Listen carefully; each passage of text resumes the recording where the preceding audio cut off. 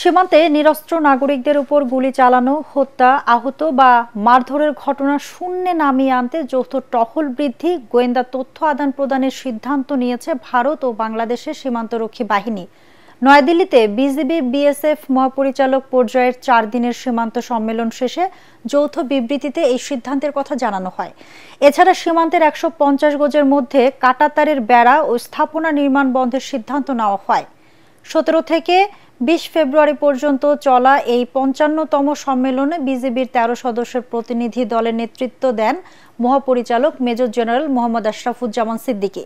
অপরদিকে বিএসএফ পরিচালক দলজিৎ সিং চৌধুরীর নেতৃত্বে 13 সদস্যের প্রতিনিধি দল সম্মেলনে অংশ নেয়।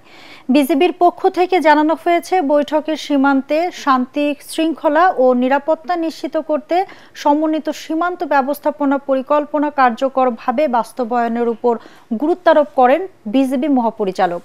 অপরদিকে ভারত বাংলাদেশে মাদক, অস্ত্র পাচার, স্বর্ণসহ অন্যান্য চোরাচালান রোধ, অবৈধ অনুপ্রবেশ এবং সীমান্তে সন্ত্রাসী কর্মকাণ্ডের মতো অপরাধ দমনের প্রয়োজনীয়তার উপর জোর দেয়।